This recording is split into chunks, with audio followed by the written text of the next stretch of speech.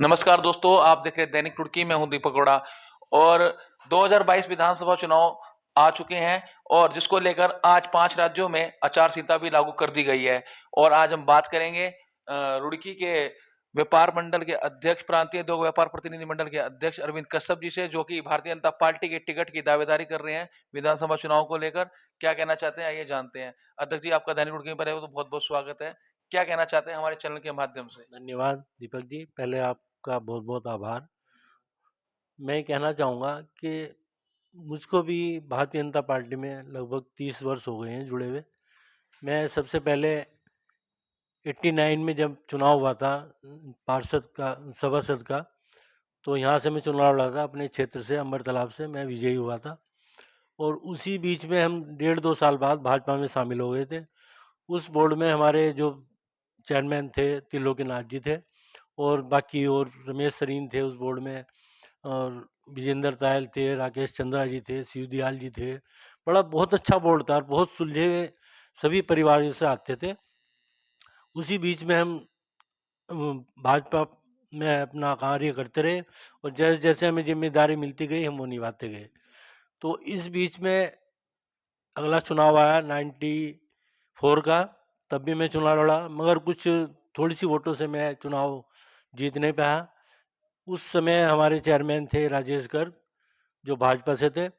उन्होंने फिर मुझे अपने बोर्ड में राज्यपाल द्वारा मुझे नामित करा दिया था, और यहीं से मेरी भाजपा के प्रति बहुत लगन से और मैं आगे आगे काम करता रहा।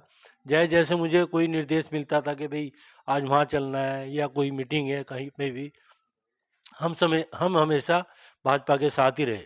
कभी भी इनसे कोई भी काम हुआ, कोई रैली ले जानी हो, कहीं भी कोई मीटिंग हो, हम हमेशा भाजपा के साथ ही रहे। अच्छा अध्यक्ष जी, हम देख पा रहे हैं कि आप लगातार भारतीय जनता पार्टी से भी जुड़े रहे हैं, आपने जिस तरह से बताया। और आप समाज सेवा के भी कार्य करते हैं बढ़ चढ़कर। और प्रांतीय उद्योग व्यापार प्रतिनिधिमंडल रुड़की के महानगर अध्यक्ष भी आप दूसरी बार निर्वाचित हुए हैं। और अभी तक आपने कभी इलेक्शन लड़ने की सोची नहीं, तो इस बार ही क्यों इलेक्शन लड़ने का क्या ख्याल आ गया? इस बार मेरा तो काफ़ी दिन से, मैं जब ये मेयर के चुनाव हुए थे पीछे, मैंने भी दावेदारी करी थी, मगर उस समय बस मुझे कह दिया गया था कि आपको कोई पद दे देंगे राज्य में, मगर ऐसा नहीं हुआ। क्योंकि कश्यप समाज से भी मैं जुड़ा हुआ हूँ, और कश्यप समाज धर्मशाला का मैं अध्यक्ष हूँ। रुड़की में हमारी अच्छी पहचान है और काफ़ी संख्या में हमारे कश्यप समाज के काफ़ी आदमी और रहते हैं। एक हमारी पनियाला रोड पर मंदिर है, दुर्गा मंदिर, उसका भी मैं कई साल से अध्यक्ष बना आ रहा हूँ। और उसी को देखते हुए मैंने अपनी पार्टी से ये भी कई बार हम मिले भी हैं, उच्च जो हमारे नेता हैं, मंत्री हैं, सबसे मिला भी हूँ कि भाई हमारे कश्यप समाज का जो हमें एक पद मिलता है मत्स्य विभाग का, जो हमेशा से उत्तर प्रदेश में हमारे समाज को ही मिला है, उसमें और भी होते थे। जैसे खनन का था पहले, वो भी हमारे समाज को मिलता था। जैसे रेत्या है, बालू है, नदी से बालू निकालने का, ये 2-3 हमेशा से हमारे समाज को मिले हैं। मगर इस बार पता नहीं क्यों अनदेखी हो रही है हमारे समाज की। इस मामले में मुझे बड़ा आश्चर्य है। अच्छा, कहीं ना कहीं आप समझते हैं कि जो भारतीय जनता पार्टी के लिए आप लगातार समर्पित रहे हैं और लगातार आपने कार्य करे हैं पार्टी के लिए, कहीं ना कहीं आपको लगता है कि वो कश्यप समाज की अनदेखी कर रहा है आपका भारतीय जनता पार्टी जो रही है? ऐसा मैं मानता हूँ, क्योंकि बहुत साल हो गए हम भी लड़ते हुए भाजपा में, मगर कभी भी मैं तो ये नहीं चाह रहा कि कश्यप समाज का पद कोई मुझे ही मिले। हमारे समाज को किसी को मिल जाए, मगर मिलना चाहिए समाज को। और पीछे आश्वासन भी दिया था अपने मंत्री जी ने और अपने प्रदेश अध्यक्ष जी ने, जो हमारे से मदन मदन जी से जो पहले थे, तो उन्होंने भी आश्वासन दिया। हम वहाँ पर जाके मिले थे बीजेपी कार्यालय देहरादून में, मगर उसको भी उन्होंने अनदेखा कर दिया। और बाकी और पता नहीं अब दूसरे लोगों को देने लगे। अभी पीछे ये विभाग बटा था, तो एक ऊपर से थे पहाड़ से गोदियाल जी, उनको दे दिया था। फिर हमने 2 दिन विरोध करा, तो ये हमारे समाज को दे दिया, मगर 2 दिन बाद ही अच्छा, विरोध सबको किस फिर चीज को लेकर करा? अपनी पार्टी के प्रति विरोध रखा है क्या आपने, या अपने पद को लेकर विरोध करा? पद को लेकर, जो पद हमें मिलना चाहिए ना कश्यप समाज को, वो हमें नहीं दिया यानी कि इन्होंने। आपकी मांग थी कश्यप समाज को यहाँ हरिद्वार डिस्ट्रिक्ट से सम्मान दिया जाए। हाँ बिल्कुल, अच्छा। ये नहीं हुआ अभी तक। क्योंकि हम चाहते हैं कि ये जो हमारा कश्यप समाज का जो हक बैठता है इन्हीं पे है, और जब ये नहीं हमको दे रहे हैं तो इसके बारे में थोड़ा सा मुझे सभी समाज के लोग कहते हैं भाई आप आगे बढ़ो। तो इस वजह से मेरे मन में आया कि मैं ये विधानसभा जो चुनाव आ रहे हैं 2022 का, तो मैं भी यहाँ पर अपनी आपने दावेदारी। कभी टिकट की दावेदारी आप कर रहे हैं अपने उच्च नेताओं से, जो भारतीय जनता पार्टी के उच्च नेता, कभी उनसे जाके आपने मुलाकात करी, टिकट के लिए बात करी कभी? मैं मिलता रहता हूँ, अभी 3-4 दिन पहले भी मैं अपने जो संगठन मंत्री हैं अजय भाई साहब से उनसे भी मिला था, और भी मैं मिला हूँ, दिल्ली भी गया था मैं, जो हमारे प्रभारी हैं। मगर उनका भी यही है कि देखते हैं अभी क्या होता है, मगर अभी तक मुझे पूरा आश्वासन नहीं दिया है। अच्छा, और कितना आप सही समझते हैं, क्योंकि व्यापार मंडल से भी आप आते हैं और व्यापारी की अगर दृष्टि से देखा जाए तो कहाँ तक समझते हैं व्यापार मंडल कितना आपको सपोर्ट करेगा? व्यापार मंडल मुझे पूरा सपोर्ट करेगा, ऐसी बात नहीं है, क्योंकि जब भी किसी व्यापारी का कोई भी काम हुआ हम हमेशा साथ खड़े हुए।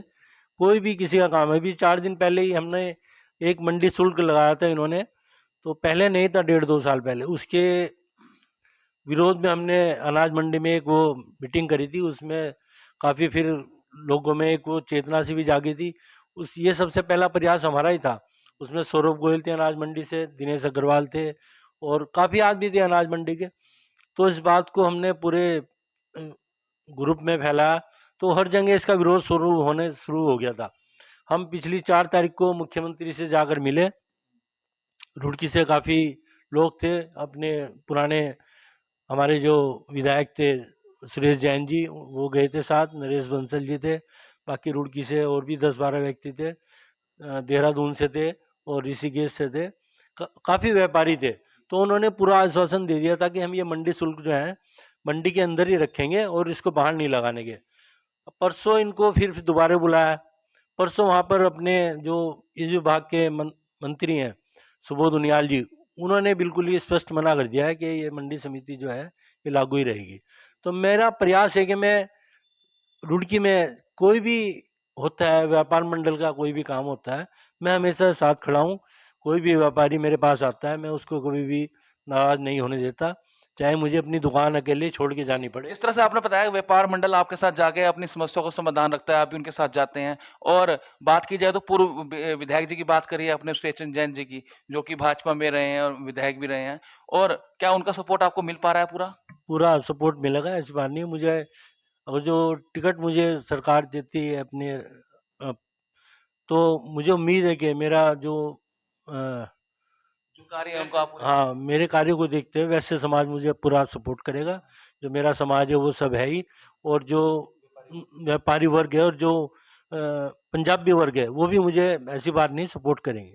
चलिए, पंजाबी वर्ग हो या कश्यप समाज हो, सभी समाज के लोग आपके साथ जुड़े हैं सर, और क्या कहना चाहिए?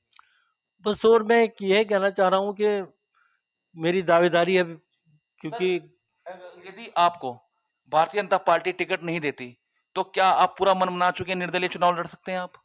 अभी इसके बारे में मेरे अभी कोई विचार नहीं है। इसके बारे में हम बैठेंगे, अपने साथियों से सलाह करेंगे, अपनी टीम से सलाह करेंगे, अपने समाज से सलाह करेंगे, और जो कहते हैं कि भाई निर्दलीय लड़ना है आपने, तो मैं निर्दलीय लड़ने के लिए बिल्कुल तैयार हूँ। तो अरविंद कश्यप जी ने बताया कि जो कि व्यापार मंडल के अध्यक्ष भी हैं रुड़की से, उन्होंने साफ तौर पे कहा कि व्यापारियों की हर समस्याओं को लेकर वो शासन प्रशासन तक जाते हैं और उन्हें पूर्ण समर्थन यहाँ के व्यापारी वर्ग हो, सभी सर्व समाज के लोग हो, चाहे पंजाबी हो, बनिया हो, कोई हो, उन्हें वैश्य समाज हो, पंजाबी समाज हो, उन्हें पूर्ण समर्थन उन्हें मिल रहा है और वह यहाँ से निश्चित रूप से चुनाव जीतते हैं तो यहाँ की सेवा करने के लिए वे तैयार हैं।